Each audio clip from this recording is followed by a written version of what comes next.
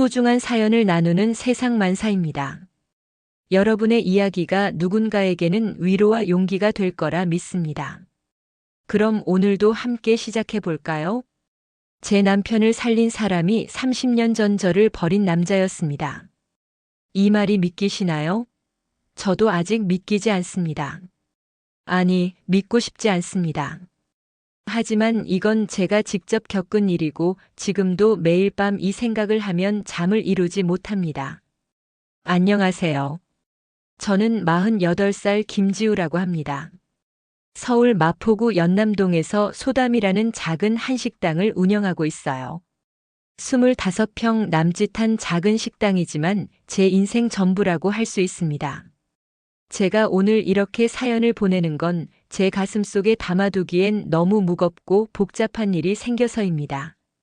누군가에게 이야기하지 않으면 미칠 것 같았어요. 혼자서는 도저히 감당할 수 없는 감정들이 제 안에서 소용돌이치고 있습니다. 지난주 목요일 밤이었습니다. 비가 억수같이 쏟아지던 날이었죠. 그날따라 천둥번개까지 쳤어요.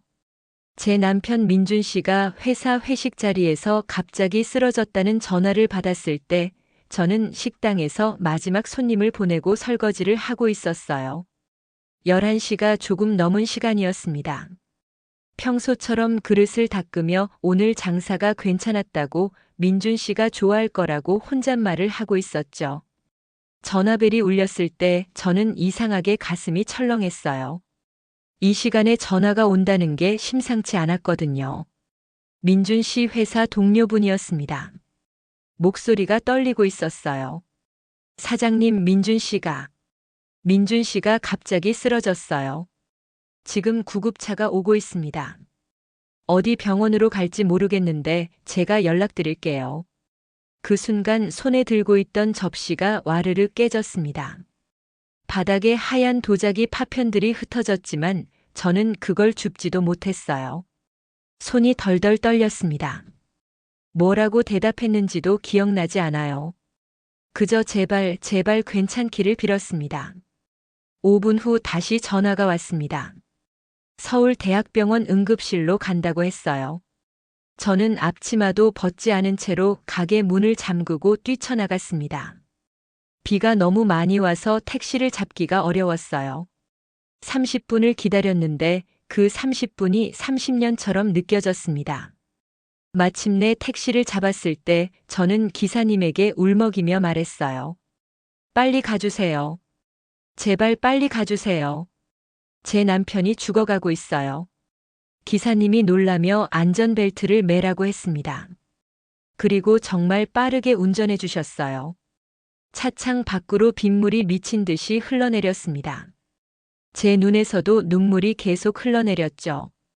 민준 씨 얼굴이 계속 떠올랐어요. 아침에 나가면서 웃으며 저녁에 보자고 했던 그 얼굴. 주말에 뭐 먹고 싶냐고 물었을 때 고민하던 그 표정. 모두가 제 눈앞에서 스쳐 지나갔습니다. 병원에 도착했을 때 저는 비에 흠뻑 젖어 있었어요.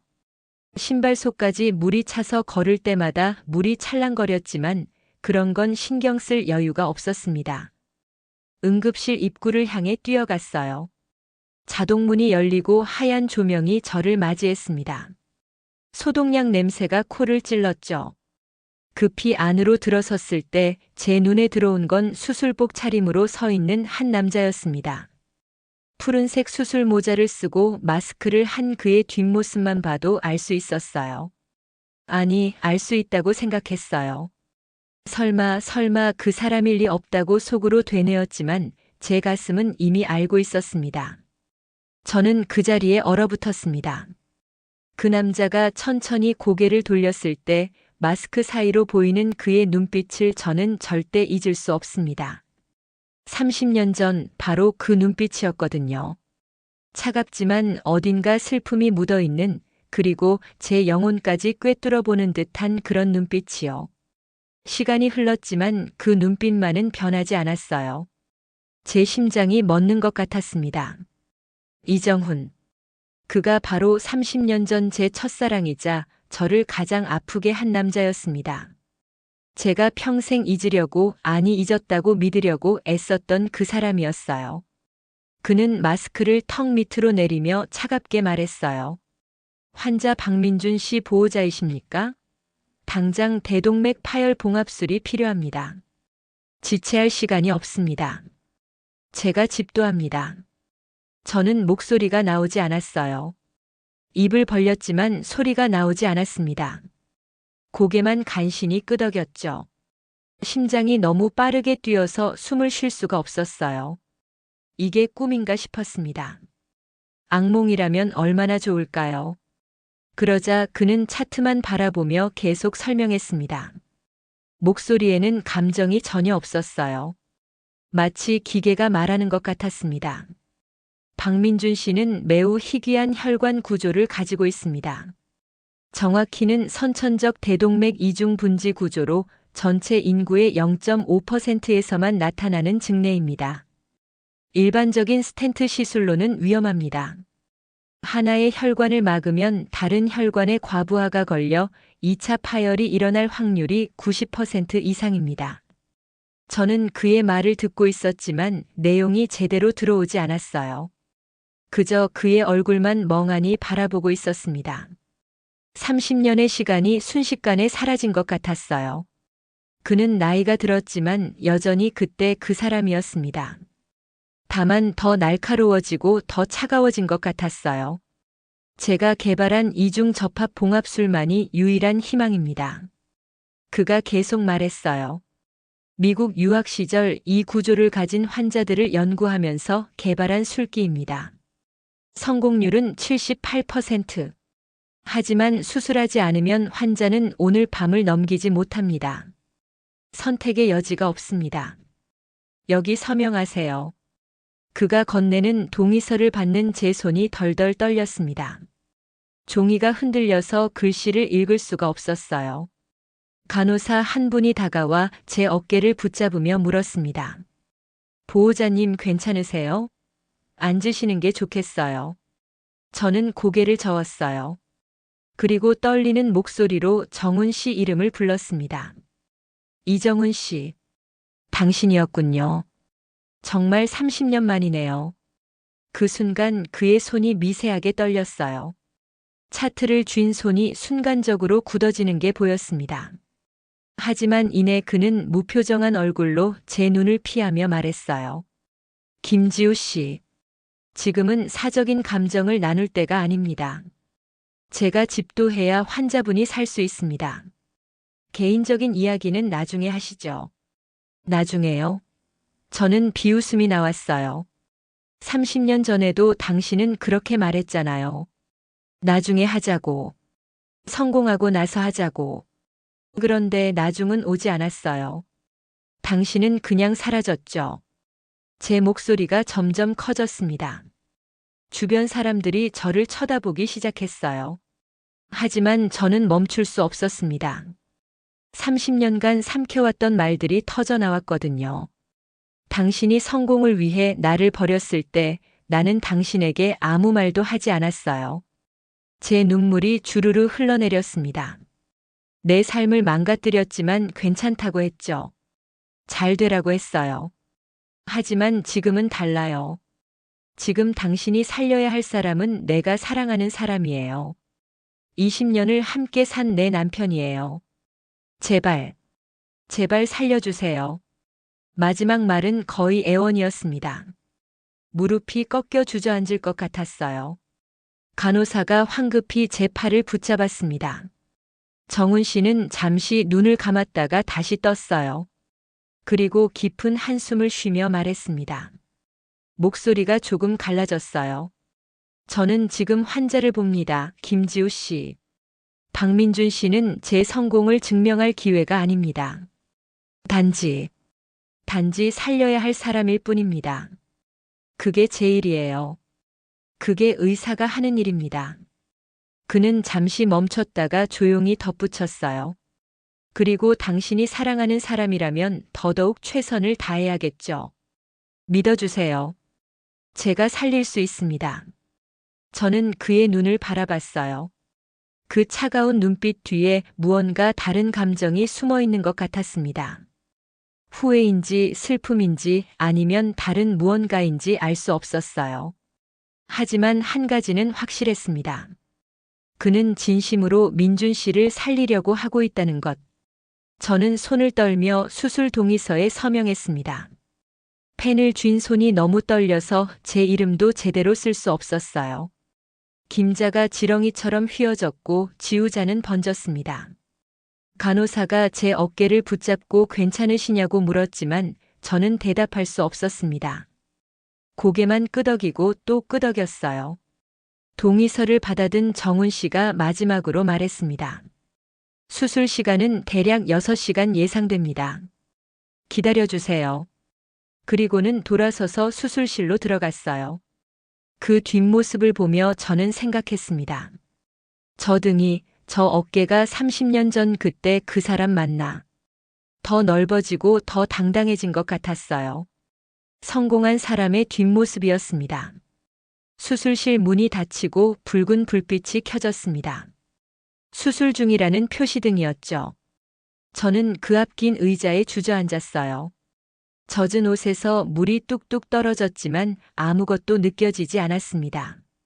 추운지 더운지도 몰랐어요. 그저 시계 초침 소리만 귀에 들렸죠. 똑딱 똑딱 똑딱. 그 소리가 점점 커지는 것 같았습니다. 민준 씨 회사 동료분이 와서 옆에 앉았어요. 걱정하지 마세요, 사장님. 민준 씨 진짜 튼튼한 사람이에요. 꼭 괜찮을 거예요. 위로의 말을 건넸지만 저는 제대로 대꾸할 수 없었습니다. 그저 고맙다는 말만 겨우 했어요. 그분이 커피를 사다 주셨지만 저는 한 모금도 마실 수 없었습니다. 목으로 넘어가지 않았거든요. 손에 든 종이컵이 점점 식어갔습니다. 제 손도 차갑게 식어갔어요. 그 순간부터 저는 30년 전으로 돌아갔습니다. 기억하고 싶지 않았던, 아니 잊으려고 애썼던 그 시간들로요.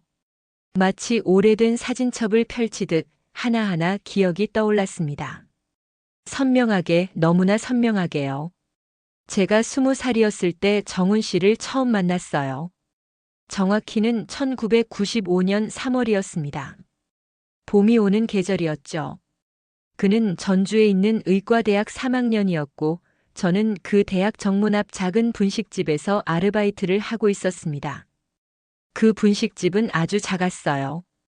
테이블이 6개밖에 없었고 주방도 좁아서 두 사람이 동시에 있으면 부딪힐 정도였습니다. 하지만 저는 그곳이 좋았어요. 주인 아주머니가 친절하셨고 손님들도 대부분 단골이었거든요. 부모님께서 일찍 돌아가셔서 고등학교를 겨우 졸업한 저는 대학 진학을 포기하고 생계를 위해 일했어요. 고모댁에서 얹혀 살다가 고등학교 졸업하고는 나와서 고시원에서 혼자 살았습니다. 하루 10시간씩 일했지만 그래도 괜찮았어요. 적어도 제 힘으로 살아가고 있다는 게 뿌듯했으니까요. 정훈 씨는 자주 그 분식집에 왔습니다. 일주일에 최소 4번은 왔어요. 늘 의학 서적을 들고 와서 구석자리, 정확히는 창문 옆 2번째 테이블에 앉아 공부했습니다. 늘 같은 자리였어요. 한 번은 제가 물어봤어요. 왜 늘 그 자리에 앉으시냐고요. 그가 짧게 대답했습니다. 햇빛이 딱 적당히 들어와서요. 너무 밝지도 않고 너무 어둡지도 않아요. 공부하기 좋습니다. 그때만 해도 저는 그가 무뚝뚝하고 차가운 사람이라고 생각했어요. 주문할 때도 말을 아껴서 김치찌개 하나요? 라고만 했으니까요. 감사합니다. 잘 먹겠습니다. 이런 말도 없었어요. 그냥 돈을 내고 나갈 뿐이었죠. 그런데 어느 날 제가 뜨거운 물에 손을 대었을 때 그가 달라졌어요. 국물을 나르다가 그만 손잡이 부분을 잡아서 손바닥에 화상을 입었거든요. 저는 아야 소리를 내며 냄비를 놓았고 국물이 바닥에 쏟아졌습니다. 그 순간 정훈 씨가 벌떡 일어나더니 제 손을 확 잡았어요. 그리고는 저를 끌고 주방으로 들어가 수돗물을 틀었습니다. 찬물에 담가요. 최소 10분은 담가야 해요. 물집이 생기면 안 됩니다. 그의 목소리는 단호했지만 어딘가 따뜻했어요. 손을 잡은 그의 손이 차가웠지만 이상하게 마음이 따뜻해졌습니다. 주인 아주머니가 놀라서 오셨고 정훈 씨는 계속 제 손을 찬물에 담그고 있었어요. 15분쯤 지났을까요? 그가 제 손을 들여다보며 말했습니다. 이 정도면 괜찮을 것 같은데 그래도 병원에 가보는 게 좋겠어요. 화상은 나중에 덧나면 흉터가 남을 수 있으니까요. 저는 병원비가 아까워서 괜찮다고 했어요. 그런데 정훈 씨가 고개를 저으며 말했습니다. 제가 같이 가드릴게요. 학교 병원 가면 학생 할인 받을 수 있어요. 그렇게 정훈 씨와 처음으로 제대로 된 대화를 나눴습니다. 병원 가는 버스 안에서 그가 물었어요. 대학생이에요? 아니면 취준생? 저는 대답했죠. 아니요, 그냥 일하는 사람이에요. 고등학교 졸업하고 바로 일했어요. 그가 잠시 저를 바라보더니 말했습니다. 힘들겠네요. 혼자 사는 거예요? 네, 혼자 살아요. 부모님이 안 계셔서요. 그 말에 정훈 씨는 아무 말도 하지 않았어요. 그저 고개만 끄덕였습니다. 하지만 그의 눈빛이 조금 부드러워진 것 같았어요. 병원에서 치료를 받고 나올 때 정훈 씨가 약국에 들러서 화상 연고를 사주었습니다. 제가 사양했지만 그는 이미 계산을 해버렸어요. 그리고 말했습니다. 하루 3번 바르세요. 일주일은 바르셔야 해요. 그날 이후 정훈 씨는 자주 말을 걸어왔습니다. 손은 괜찮냐고, 약은 잘 바르고 있냐고, 오늘은 많이 바쁘냐고, 힘들지 않냐고, 밥은 제때 먹냐고. 매번 짧은 질문이었지만 저는 그런 그가 좋았어요. 태어나서 처음으로 누군가 저를 걱정해 주는 것 같았거든요. 그러다 어느 날 정훈 씨가 갑자기 물었어요. 지우 씨, 영화 보러 갈래요? 이번 주 토요일에요. 저는 깜짝 놀라서 그의 얼굴을 쳐다봤어요. 그는 평소처럼 무표정한 얼굴이었지만 귀가 빨개져 있었습니다. 저는 얼떨결에 좋아요 라고 대답했죠. 그렇게 우리의 첫 데이트가 시작됐습니다. 영화관에서 본 영화가 뭐였는지는 기억나지 않아요. 너무 떨려서 영화 내용이 하나도 들어오지 않았거든요. 다만 정훈 씨가 팝콘을 사주면서 콜라도 마실래요? 라고 물었던 것, 그리고 영화가 끝나고 나오면서 재미있었어요? 라고 물었던 것만 기억납니다. 그날 저녁 분식집까지 걸어오면서 정훈 씨가 말했어요. 지우 씨, 나 지우 씨 좋아해요. 저는 걸음을 멈췄습니다. 심장이 터질 것 같았어요. 그가 제 앞에 서서 말을 이었습니다. 처음 봤을 때부터 좋았어요. 힘들 텐데도 늘 웃으면서 일하는 모습이 예뻤어요. 그리고 손 다쳤을 때 아프다고 투정하지 않고 그냥 참는 모습을 보고 더 좋아졌어요. 지우 씨, 내 여자친구 돼줄래요? 저는 눈물이 났어요. 행복해서 우는 건 처음이었습니다. 좋아요 라고 대답하는 제 목소리가 떨렸어요. 정훈 씨가 웃었습니다. 그의 웃는 얼굴을 본 것도 그때가 처음이었어요. 그는 잘 웃지 않는 사람이었거든요. 하지만 그날 그가 보여준 미소는 정말 아름다웠습니다. 제 평생 본 것 중 가장 아름다운 미소였어요. 우리는 연애를 시작했습니다. 정훈 씨는 공부가 바빴지만 시간을 쪼개서 저를 만나 주었어요. 저도 그를 위해 도시락을 싸서 도서관으로 가져다 주곤 했죠. 그는 늘 말했어요. 지우야, 나는 꼭 성공할 거야. 최고의 의사가 될 거야. 그래서 너를 행복하게 해줄 거야. 저는 그 말을 믿었습니다. 아니, 믿고 싶었어요. 가난했던 제가 그런 멋진 사람과 함께할 수 있다는 게 꿈 같았거든요. 2년이 흘렀습니다. 정훈 씨가 의대를 졸업하고 인턴 생활을 시작했을 때 저는 그 분식집 주인 아주머니가 은퇴하시면서 가게를 물려받았어요. 작은 가게였지만 제 꿈이었습니다. 언젠가 정훈 씨와 결혼하면 더 큰 식당을 차리고 싶었어요. 그런데 어느 날 정훈 씨가 심각한 표정으로 저를 찾아왔습니다. 밖에서 이야기하자고 했어요. 저는 가게 문을 잠그고 그를 따라 나갔습니다. 비가 오는 날이었어요. 우산도 없이 그냥 걸었죠. 정훈 씨가 말했습니다. 지우야, 나 유학 가게 됐어. 미국에 있는 유명한 병원에서 오퍼가 왔어. 평생 이런 기회는 없을 거야. 저는 놀라서 물었어요. 유학? 그럼 우리는? 결혼은? 그가 고개를 돌렸습니다. 결혼? 성공하고 돌아와서 하지. 지금은 때가 아니야. 나는 내가 상상할 수 없는 높은 곳에 가야 해. 그 말에 저는 가슴이 무너졌어요. 하지만 더 충격적인 말이 뒤따라왔습니다. 지우야, 솔직히 말할게. 넌 내 발목을 잡을 수 없어. 나는 최고가 되고 싶어. 그런데 내가 내 곁에 있으면 나는 지금 여기에 머물러야 할 것 같아. 미안해. 빗속에 서서 그 말을 듣는 동안 저는 죽는 것 같았습니다. 하지만 저는 울지 않았어요. 그저 고개를 끄덕이며 말했죠. 알았어. 잘 가. 성공하길 바랄게. 정훈 씨는 그렇게 떠났습니다. 뒤도 돌아보지 않고요. 저는 그날 밤 빗속에서 혼자 한참을 서 있었어요. 온몸이 젖어서 감기에 걸렸고 일주일 동안 알아누웠습니다. 그 후로도 오랫동안 저는 제대로 서 있을 수 없었어요. 마음이 너무 아파서요. 하지만 삶은 계속되었습니다. 저는 작은 분식집을 열심히 꾸려나갔어요. 손님들이 맛있다고 칭찬해 주실 때마다 조금씩 상처가 아물었습니다. 5년이 지났을 때 저는 그 가게를 팔고 지금의 소담 식당을 열었어요. 한식 위주의 작은 식당이었지만 정성을 다해 음식을 만들었더니 단골 손님들이 하나둘 늘어났습니다. 그때 민준 씨를 만났어요. 서울의 소담 식당을 연 지 6개월쯤 됐을 때였습니다. 가을이었어요. 은행잎이 노랗게 물들던 계절이었죠. 민준 씨는 소담의 첫 번째 단골이었습니다. 매일 점심시간이면 어김없이 와서 된장찌개를 시켰어요. 한 달 동안 같은 메뉴만 시키길래 어느 날 제가 물었죠.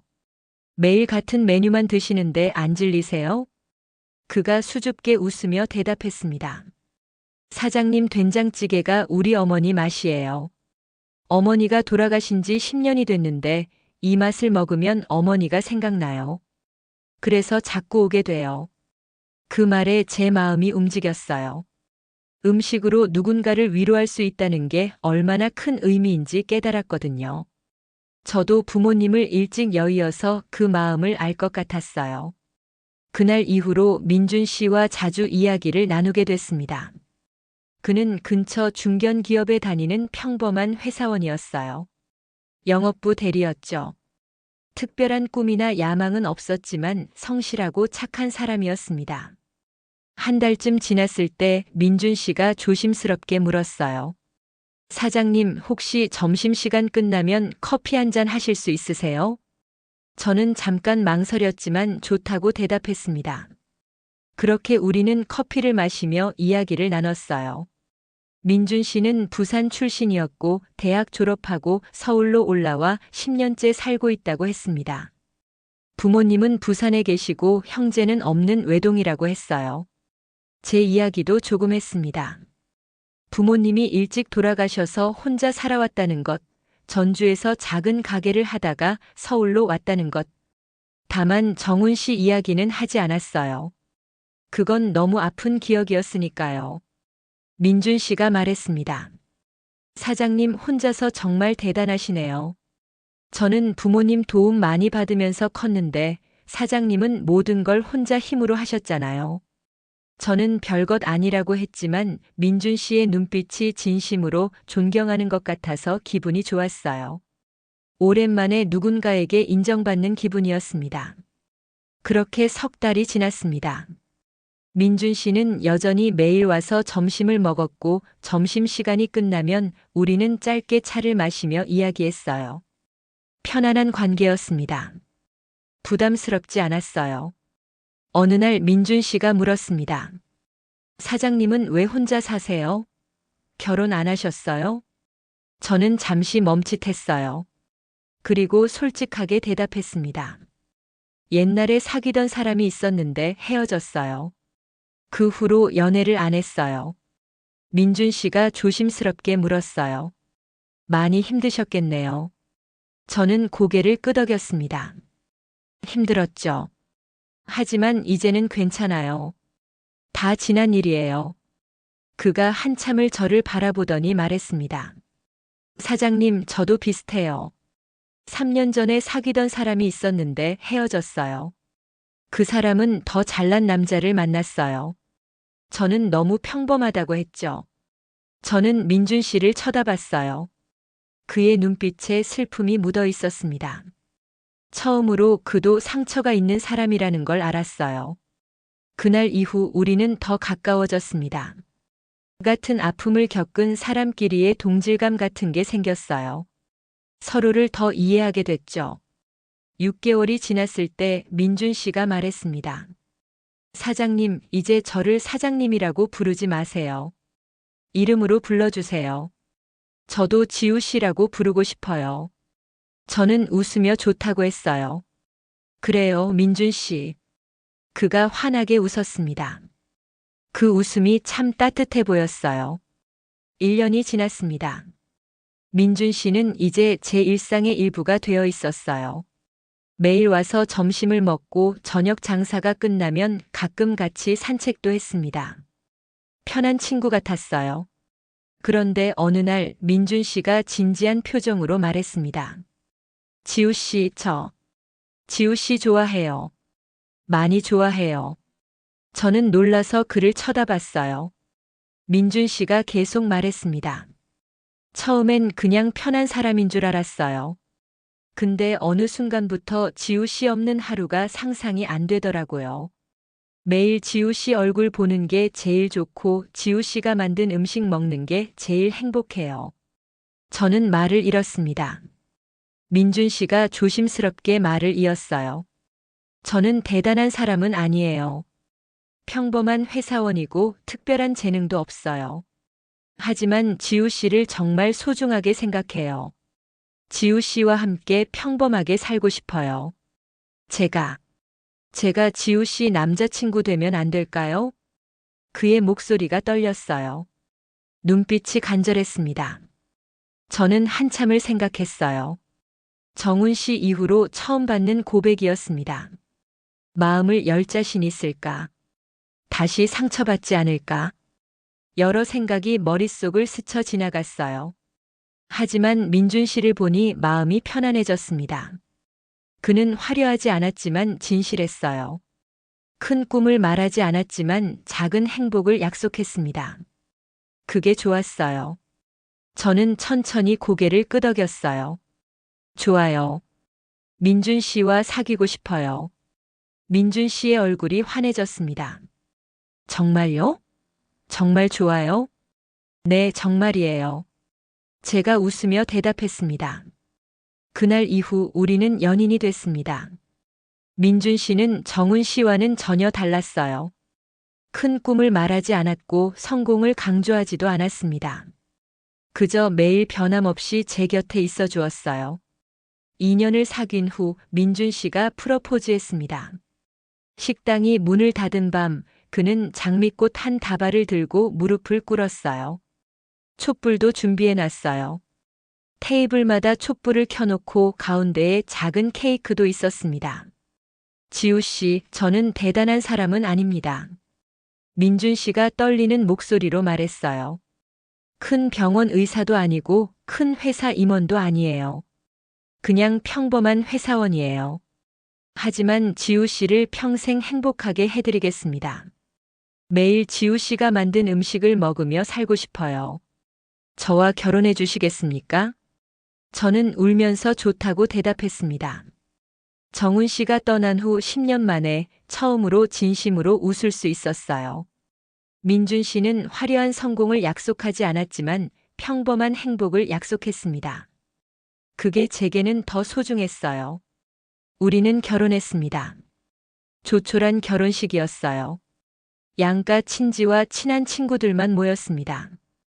민준 씨 부모님이 부산에서 올라오셨고 제게는 가족이 없어서 식당 단골 손님 몇 분이 와주셨어요. 신혼여행은 제주도로 갔습니다. 사흘이었지만 너무 행복했어요. 민준 씨는 제 손을 꼭 잡고 바다를 걸으며 말했습니다. 지우야, 우리 100살까지 함께 살자. 저는 웃으며 대답했어요. 100살까지, 아니 그 이상도 함께 살아요. 결혼 생활은 평범했지만 행복했습니다.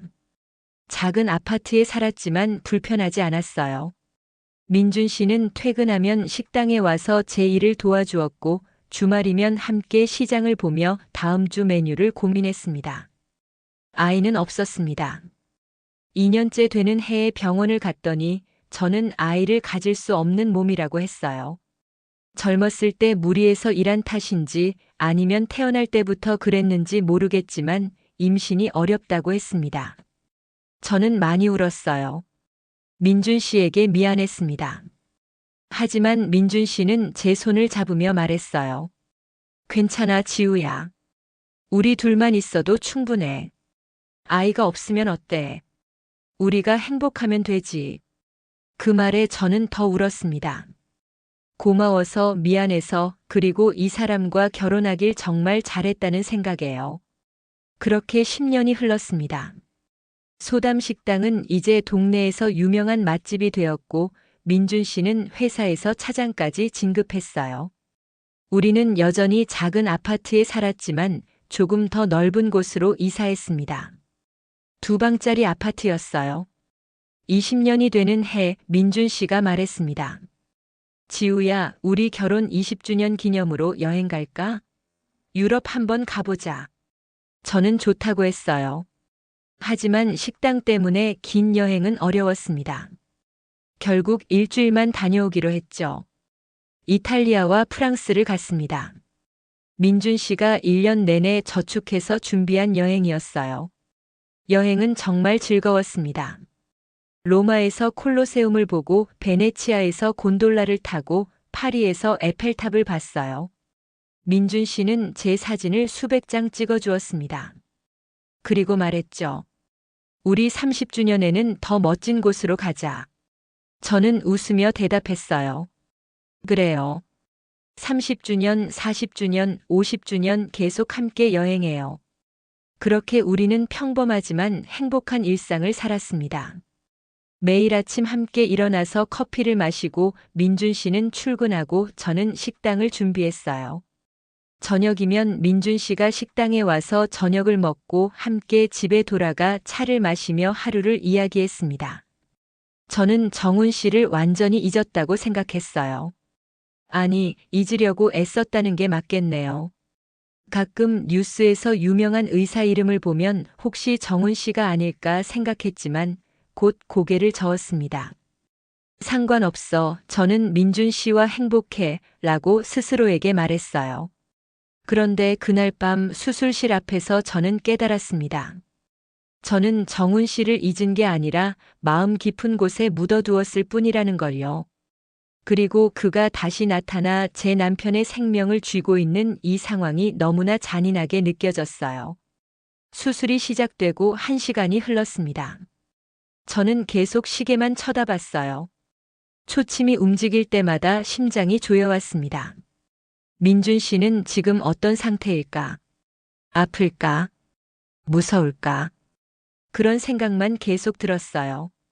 2시간째 간호사가 나와서 말했습니다. 보호자님, 물이라도 드세요. 오래 기다리셔야 해요. 저는 고맙다고 말했지만 물을 마실 수 없었어요.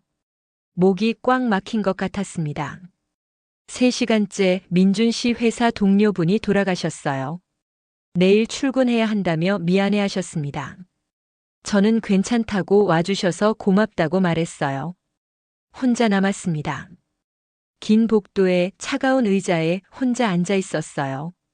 그때 제 핸드폰이 울렸습니다. 식당 단골 손님 중 한 분이셨어요. 김 사장님, 큰일 났다며 들었어요. 괜찮으세요? 제가 지금 가도 될까요? 저는 괜찮다고 수술 중이라고 대답했습니다. 오시지 않아도 된다고 했어요. 하지만 그분은 30분 후에 병원에 나타났습니다. 따뜻한 죽을 들고요. 사장님, 이거라도 드세요. 힘내세요. 민준 씨 분명히 괜찮을 거예요. 저는 고맙다고 말하며 죽을 받았습니다. 하지만 한 숟가락도 뜰 수 없었어요. 손이 떨려서 숟가락을 쥘 수가 없었습니다. 4시간째 저는 화장실에 갔습니다. 거울에 비친 제 얼굴은 창백했어요. 눈은 충혈되어 있었고 머리카락은 엉망이었습니다. 얼굴을 씻으며 저는 생각했어요. 제발, 제발 민준 씨를 살려주세요. 저는 민준 씨 없이 살 수 없어요. 5시간째 간호사가 나와서 말했습니다. 보호자님, 수술이 순조롭게 진행되고 있습니다. 조금만 더 기다려주세요. 저는 고개를 끄덕이며 고맙다고 말했어요. 하지만 마음은 계속 불안했습니다. 순조롭다는 게 정확히 뭘 의미하는 걸까? 아직 위험한 건 아닐까? 온갖 걱정이 머릿속을 맴돌았어요. 그때 저는 문득 생각했습니다. 정훈 씨는 지금 어떤 마음일까? 30년 만에 다시 만난 옛 연인의 남편을 수술하는 기분이 어떨까? 떨리지는 않을까? 아니면 그는 너무 프로페셔널해서 아무 감정도 느끼지 않을까? 저는 고개를 저었어요. 중요한 건 그의 감정이 아니라 민준 씨의 생명이었습니다. 제발 정훈 씨가 최선을 다해주기를, 아니 그는 최선을 다하고 있을 거예요. 그는 의사니까요. 환자의 생명을 최우선으로 생각하는 사람이니까요. 6시간이 다 되어갈 때 수술실 문이 열렸습니다. 정훈 씨가 피곤한 얼굴로 나왔어요. 마스크를 벗은 그의 얼굴에는 땀이 맺혀 있었습니다. 수술복에도 땀이 배어 있었어요. 하지만 그의 눈빛은 차분했습니다. 저는 벌떡 일어났어요. 다리에 힘이 없어서 비틀거렸지만 간신히 서서 그를 마주봤습니다. 수술은 성공했습니다. 정훈 씨가 말했어요. 목소리가 약간 쉬어 있었습니다. 고비는 넘겼습니다. 대동맥 파열 부위를 완전히 봉합했고 혈관 구조를 재정렬했습니다. 이제 중환자실로 이송할 겁니다. 이틀 정도 지켜봐야 하지만 큰 문제는 없을 것 같습니다. 그 말을 듣자마자 저는 주저앉으며 울음을 터뜨렸어요. 감사합니다. 정말 감사합니다. 계속 그 말만 반복했습니다. 손으로 얼굴을 가렸지만 눈물이 주르르 흘러내렸어요. 정훈 씨는 잠시 서 있다가 천천히 제 옆에 앉았습니다. 그리고 마스크를 완전히 벗고 저를 똑바로 바라보며 말했어요. 김지우 씨. 목소리가 조용했습니다. 저는 이 봉합술을 당신에게서 배웠습니다. 저는 고개를 들었어요. 눈물로 범벅이 된 얼굴로 그를 쳐다봤습니다. 무슨 말인지 이해할 수 없었거든요. 그가 계속 말했습니다. 30년 전 당신이 내게 가르쳐 준 것이 있어요. 가장 소중한 것을 절대 끊어내서는 안 된다는 것. 사람의 심장을 잇는 봉합은 단순히 혈관을 연결하는 게 아니에요. 생명을 잇는 거죠. 아니, 사랑을 잇는 겁니다. 정훈 씨의 목소리가 떨렸어요. 그의 눈에 눈물이 맺혔습니다. 그런데 저는 그때 그걸 몰랐어요. 저는 당신과 저를 이어주던 가장 소중한 것을 끊어냈습니다. 성공이 더 중요하다고 생각했거든요. 큰 병원, 유명한 의사, 많은 돈. 그게 행복이라고 믿었어요. 그는 잠시 말을 멈췄다가 다시 입을 열었어요. 미국에서 10년을 살았습니다. 존스 홉킨스에서 펠로우십을 마치고 하버드 병원에서 일했어요. 최고의 환경이었죠. 최고의 동료들과 함께 일하고 최첨단 기술을 배웠습니다. 논문도 많이 썼어요. 상도 받았고요. 그런데 행복하지 않았습니다. 정훈 씨가 말했어요. 밤마다 빈 아파트에 돌아가면 너무 공허했어요. 성공했는데 왜 이렇게 허전한지 몰랐습니다. 뭔가 중요한 걸 잃어버린 것 같았어요. 그가 저를 똑바로 바라봤습니다. 15년 전 한국으로 돌아왔습니다. 서울대학병원 심장외과 팀장이 됐어요. 더 많은 환자를 살렸고 더 유명해졌습니다. 결혼도 했어요. 같은 병원 소아과 의사였는데 착한 사람이었습니다. 하지만 5년 만에 이혼했습니다. 제가 나쁜 남편이었거든요. 물리적으로는 함께 있었지만 마음은 늘 다른 곳에 있었어요. 그 사람도 알았던 것 같아요. 제 마음 한구석이 비어 있다는 걸요. 이혼하고 나서 10년을 혼자 살았습니다. 일만 했어요. 수술하고 논문 쓰고 학회 가고. 그게 전부였습니다. 친구도 없었어요. 가족도 연락을 끊었습니다. 저는 성공했지만 외로웠어요. 정훈 씨가 한숨을 쉬었습니다. 그런데 오늘 당신을 봤을 때 깨달았어요. 제가 평생 찾던 게 뭔지. 그건 성공이 아니라 누군가와 함께하는 삶이었어요. 누군가를 사랑하고 누군가에게 사랑받는 것. 그게 진짜 행복이었어요. 지우 씨, 당신은 그걸 알고 있었죠. 그래서 저를 보내줬던 거예요. 제가 깨닫기를 기다리면서요. 하지만 저는 30년이 걸렸어요.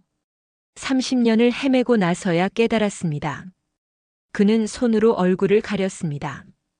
어깨가 떨렸어요.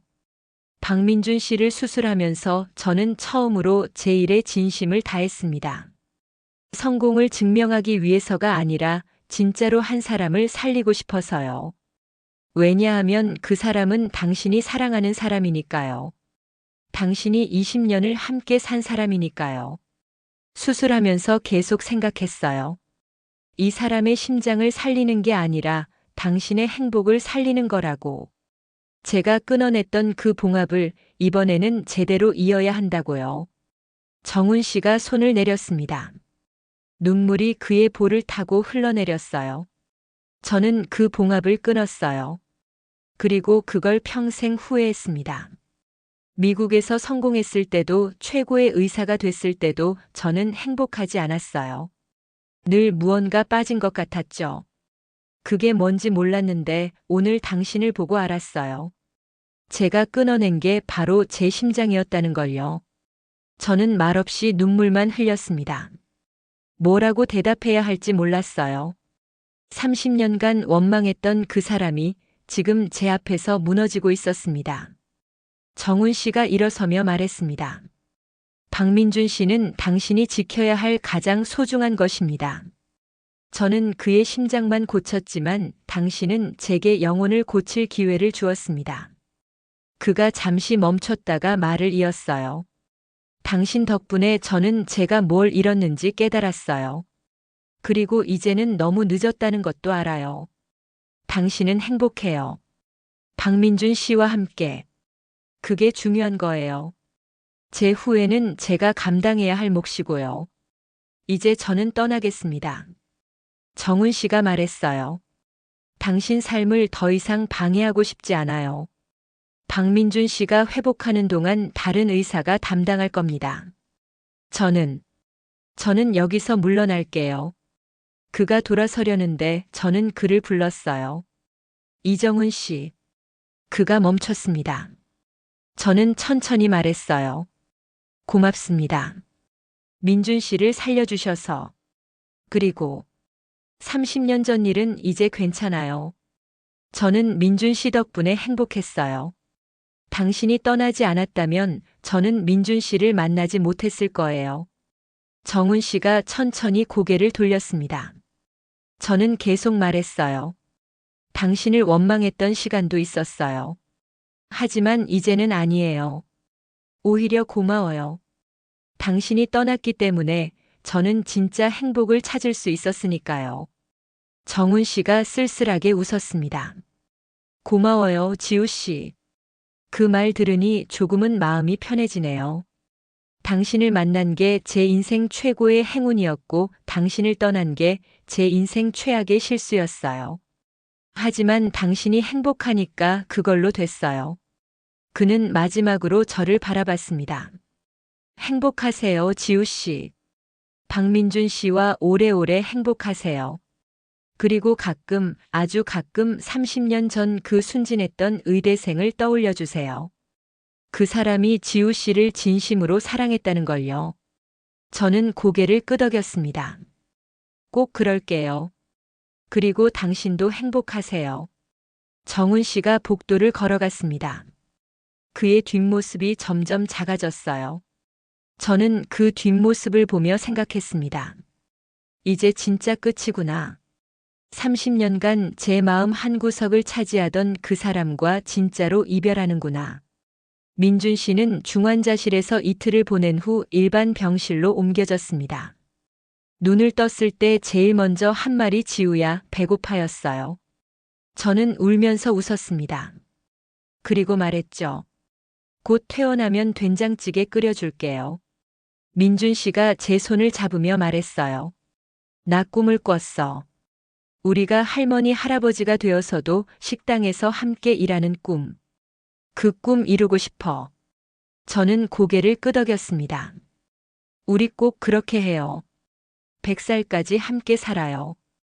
퇴원 후 민준 씨는 천천히 회복했습니다. 의사 선생님은 수술이 완벽했다고 칭찬했어요. 집도한 의사가 누군지 물어보길래 저는 그냥 실력 좋은 분이었다고만 대답했습니다. 민준 씨에게 정훈 씨 이야기를 할 필요는 없었어요. 그건 이미 끝난 과거였고 민준 씨를 불안하게 만들 이유가 없었으니까요. 중요한 건 지금 민준 씨가 제 곁에 살아서 숨 쉬고 있다는 사실이었습니다. 한 달 후 민준 씨가 식당에 나와 일을 돕기 시작했어요. 예전만큼은 못해도 간단한 일은 할 수 있었습니다. 손님들이 민준 씨를 보고 반가워했어요. 사장님 남편분 많이 좋아지셨네요. 다행이에요. 어느 날 저녁 마지막 손님을 보내고 문을 닫은 후 민준 씨가 말했습니다. 지우야, 나 죽는 줄 알았어. 그때 제일 먼저 떠오른 생각이 뭔지 알아? 지우가 혼자 남으면 어떡하나였어.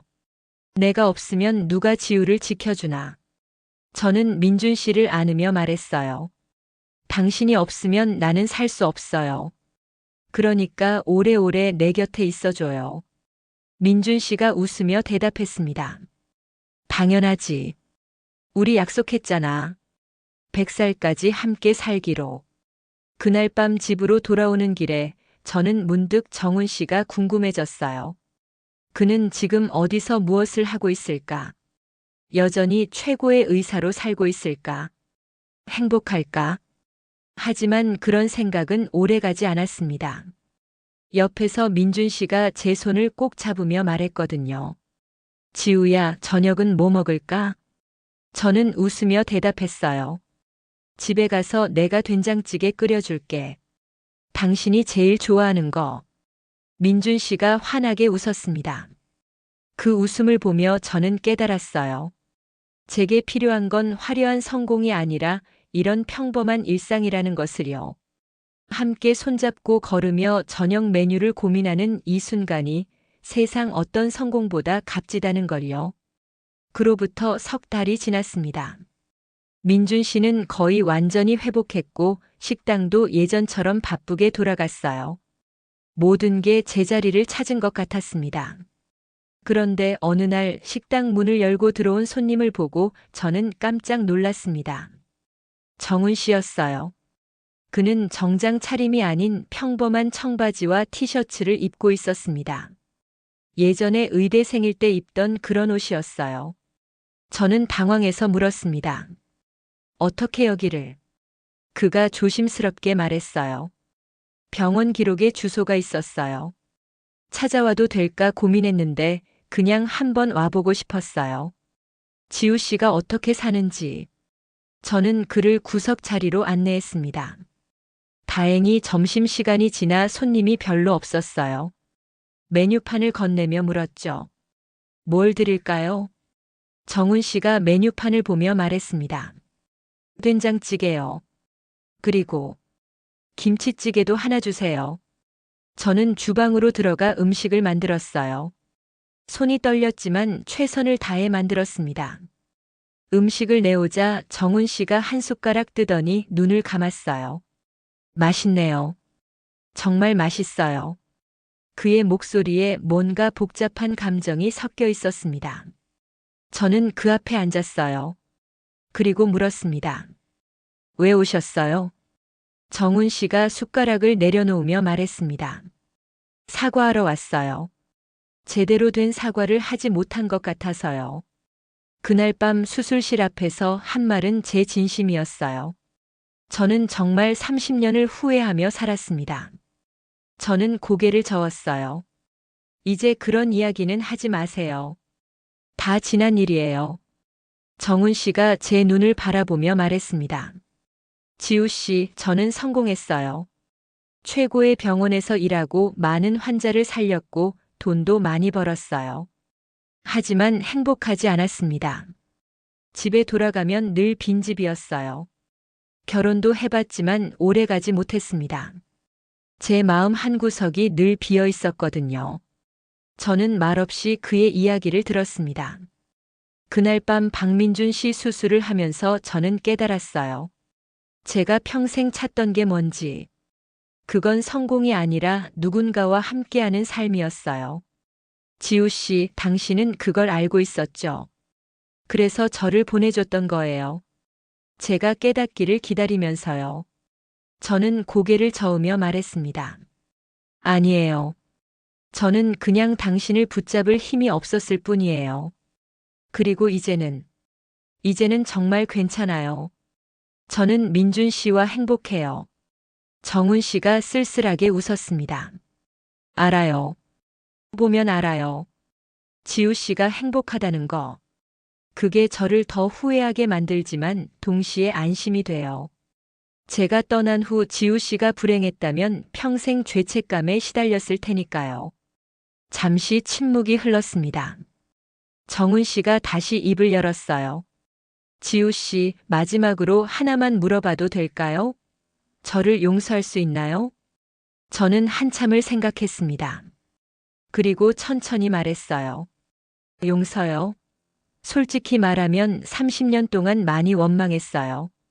당신이 떠난 후 1년 동안은 매일 울었어요. 2년 동안은 당신 생각만 하면 가슴이 아팠고요. 5년이 지나서야 겨우 일상으로 돌아올 수 있었어요. 10년이 지나서 민준 씨를 만났고 20년을 함께 살면서 당신을 잊었다고 생각했죠.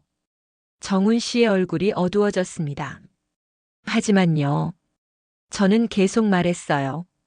그날 밤 당신이 민준 씨를 살려줬을 때 깨달았어요. 당신이 떠난 게 꼭 나쁜 일만은 아니었다는 걸요.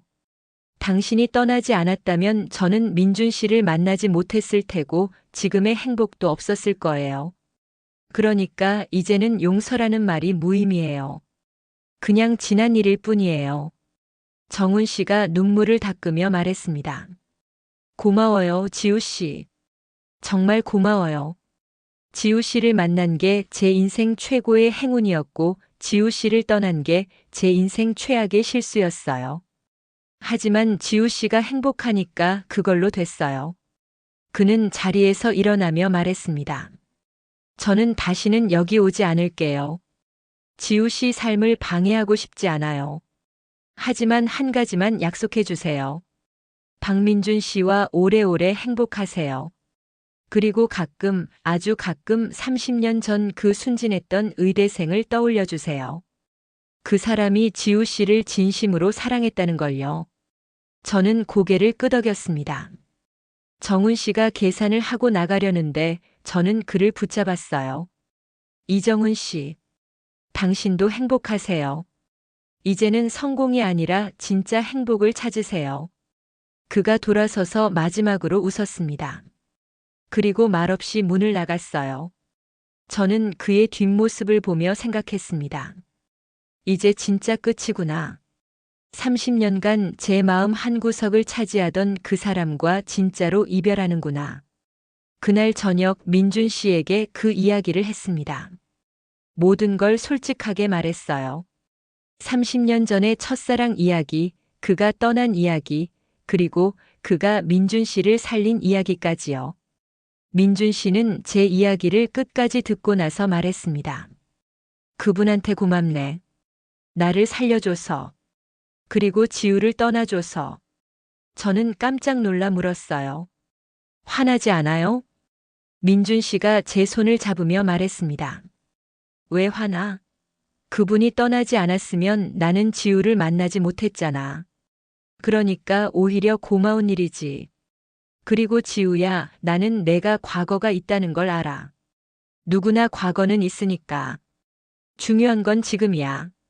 지금 내가 날 사랑하고 내가 널 사랑한다는 것. 저는 민준 씨를 꼭 안았습니다. 눈물이 났어요. 이 사람과 결혼하길 정말 잘했다는 생각이 들었거든요. 그로부터 일주일 후 소담 식당에 편지 한 통이 배달됐습니다. 보낸 사람은 정훈 씨였어요. 편지를 열어보니 짧은 글이 적혀 있었습니다. 지우 씨께 저는 병원을 그만두기로 했습니다. 지방의 작은 마을로 가서 무료 진료소를 열 거예요. 더 이상 성공을 쫓지 않으려고요. 대신 진짜 필요한 사람들을 돕고 싶어요. 지우 씨가 가르쳐 준 것처럼 가장 소중한 것을 지키면서 살고 싶습니다. 행복하세요. 이정훈 올림. 저는 그 편지를 읽으며 미소 지었습니다. 그리고 생각했어요. 그도 이제 자기만의 행복을 찾았구나. 민준 씨에게 편지를 보여주자 그가 말했습니다. 좋은 사람이네. 이제 그분도 행복하겠다. 저는 고개를 끄덕였습니다. 그리고 편지를 서랍 깊숙이 넣었어요. 이제 정말로 과거를 정리할 수 있을 것 같았습니다. 그날 밤 민준 씨와 함께 차를 마시며 앞으로의 계획을 이야기했어요. 5년 후에는 식당을 조금 더 넓히고 10년 후에는 작은 집을 마련하고 20년 후에는 둘이서 여행을 다니고 소박하지만 행복한 계획들이었습니다. 민준 씨가 말했습니다. 지우야, 우리 100살까지 이렇게 살자. 매일 함께 밥 먹고 차 마시고 이야기하면서 저는 웃으며 대답했어요. 좋아요. 100살까지, 아니 그 이상도 함께 해요. 그날 밤 잠들기 전 저는 생각했습니다. 30년 전 제 첫사랑은 저를 떠나면서 상처를 줬지만 동시에 더 큰 행복으로 가는 길을 열어줬어요. 만약 그가 떠나지 않았다면 저는 평생 그의 성공만 바라보며 살았을 거예요. 하지만 지금 저는 제 옆에서 조용히 숨 쉬는 민준 씨를 바라보며 행복합니다. 어쩌면 인생은 이런 게 아닐까요? 크고 화려한 사랑보다 작고 평범한 사랑이 더 오래가고 더 행복할 수 있다는 것. 성공을 약속하는 사람보다 함께 있겠다고 약속하는 사람이 더 소중하다는 것. 저는 지금 너무 행복합니다. 매일 아침 식당 문을 열고 손님들에게 정성껏 만든 음식을 대접하고 저녁이면 민준 씨와 함께 차를 마시는 이 일상이 제게는 세상 어떤 성공보다 값진 기적이에요. 그리고 가끔, 정말 가끔 30년 전 그 순진했던 의대생을 떠올립니다. 그 사람이 저를 사랑했던 것도 저를 떠난 것도 이제는 이해해요. 사람은 누구나 자기 길을 가야 하니까요. 그가 자기 길을 갔기에 저도 제 길을 찾을 수 있었으니까요. 이제 저는 앞만 보고 걸어갈 거예요. 민준 씨와 손잡고 우리 식당을 지키며 평범하지만 행복한 일상을 살아갈 거예요. 그게 제가 선택한 길이고 제가 찾은 행복이니까요. 마지막으로 하고 싶은 말이 있어요. 만약 이 사연을 듣는 분들 중에 과거의 상처 때문에 힘들어하는 분이 계시다면 저는 말하고 싶어요. 괜찮아요. 시간이 지나면 아물어요. 그리고 그 상처 덕분에 더 큰 행복을 만날 수도 있어요. 저처럼요. 지금 제 곁에는 사랑하는 남편이 있고 제가 만든 작은 식당이 있고 저를 찾아주는 손님들이 있어요. 이게 바로 제가 찾은 행복입니다. 화려하지 않지만 진짜 행복이에요. 민준 씨가 자고 있는 걸 보니 또 눈물이 나네요. 고마워요, 민준 씨. 제 곁에 있어줘서. 평범한 행복을 선물해줘서. 당신과 함께하는 매일이 기적이에요. 그리고 정훈 씨. 어디에 계시든 행복하시길 바랄게요. 당신도 이제 진짜 행복을 찾으셨으면 좋겠어요. 당신 덕분에 저는 더 큰 행복을 찾았으니까요. 긴 이야기를 들어주셔서 감사합니다. 이렇게 누군가에게 제 이야기를 털어놓으니 마음이 한결 가벼워지네요. 이제 진짜로 모든 걸 정리하고 앞으로 나아갈 수 있을 것 같아요. 오늘도 좋은 하루 되시길 바랍니다. 그리고 여러분도 각자의 행복을 꼭 찾으시길 바랄게요. 저처럼 평범하지만 진짜인 행복 말이에요. 영상이 재미있으셨다면 구독과 좋아요, 댓글까지 부탁드리고 오늘도 건강하고 행복한 하루 되시길 바랍니다.